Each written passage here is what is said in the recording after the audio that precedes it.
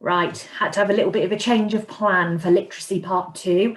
I was planning on using the whiteboard to model and to demonstrate this lesson, but as you can see, you can't really see the board. So what I'm going to do instead is I'm going to put the things onto the screen so that you can properly see what you need to do. But like I said, it is literacy part 2.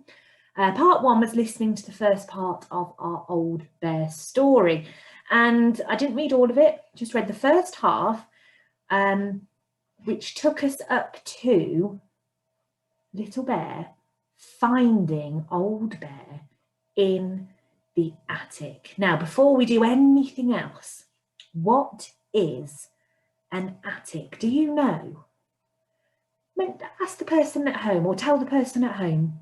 Tell them what an attic is. Okay, good. So an attic, another name for an attic is a loft. Now, lots of you, I'm sure, will have these at your house, and it's the part of your house that is where the roof is. Okay, the roof is on top of it, and it's in between your upstairs rooms and the top of the roof, and that's called the attic. Now, in there, lots of people use it to store things that they don't use very often. So maybe things like suitcases or clothes or things that they don't want to get rid of, but they don't want to have in their house all of the time. So that is a loft. Perhaps you can ask your grown-ups if you have got a loft at your house. Okay, now I didn't show you the picture of the attic that Old Bear was in. Okay, I will do soon, but just not quite yet. Now, you can probably just about make out on the board that I have got a picture of a loft, an attic, on my board. Now, don't worry, Pip's looking at that one, but I'm going to put the one on the computer so that you can really see what's inside that attic, okay? Because that's what we're going to be doing today. We are going to be describing the picture of the attic. Now, for us to be able to do that, we need to be able to think of adjectives, don't we? Those describing words that make our writing more interesting. So I'm going to go onto my share screen so that you can see everything a lot better. So we are going to we're going to be describing a setting today. So let's just make it full size for you. Okay, so, whoops. And for us to be able to do that, we need to look closely at what you can see. You need to think of exciting adjectives, and then you're going to use those adjectives in a sentence. Now, I'm really looking forward to you doing this work because I think you're really going to enjoy it. And I know that the teachers are really going to enjoy reading your work later on when it's emailed in as well. So I'm going to show you a picture. And I would like you to talk about this picture with somebody who sat next to you or somebody at home. And I want you to think of some adjectives to describe it. Okay, so how would you describe this attic? Have a really, really close look. And just pause the video and with your grown-up at home, really just think about what you can see. Okay, so you might have just talked about it, you might have written some words down. That is fine, as long as you have thought of some interesting words to describe it. Now, whilst you were doing that, and before the lesson started, I had a good think about this as well, and I really looked closely and I really thought about what you might actually find in an attic or in a loft, and I wrote down some ideas too. Now, I'm going to share my ideas with you. Okay, now some of these adjectives you might have the same, you might have thought of as well. Okay, if you didn't, that's fine. You probably thought of some even better ones, but I'm going to just show you it now. And I'm going to put it onto the website as well for you to have a look at. But I'm going to show you my words, and then I'm going to show you the picture of the attic again. And you're going to put some adjectives into a sentence to describe it. Okay, so this is what I thought of. Now, did you see all those cobwebs? Oh my goodness me. Now, loads of adjectives to describe cobwebs, but I just chose 4, and I chose silvery and sticky, hanging and dangling. Okay, now those of you in 1T know how much Miss Hoban and I don't like spiders, but wherever there are cobwebs, there are spiders. So hairy and scary and swinging and crawling are all words that I thought that we could use to describe spiders. Now, that loft. I think there might be some mice in there too.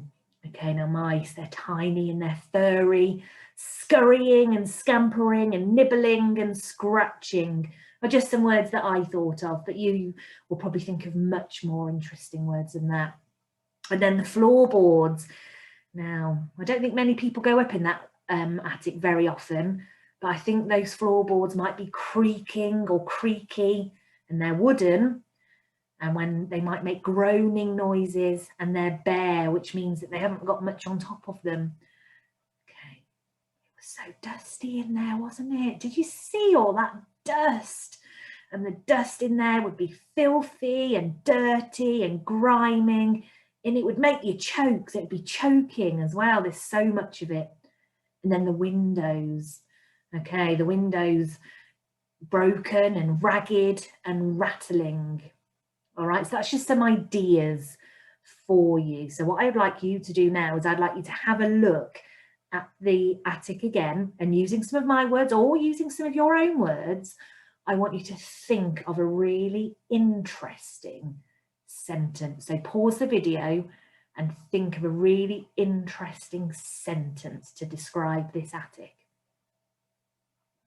Okay, did you have a good go at that? I'm sure that you did. Now, I had a good go as well. Now, I thought of a sentence, and I want you to tell me if you think I've done a good job, all right? So, my sentence is, there are cobwebs. Okay, what do you think? Really good sentence? Do you think I can do better? Oh, okay, yeah. Well, do you know, I think I probably can do better, because I thought about all those really interesting words, didn't I, to describe the cobwebs. Okay, so I'm going to make it even better now. Have a look. So I've changed it into there are silvery cobwebs. What do you think? Is that better? Yeah, it is, isn't it? It is better.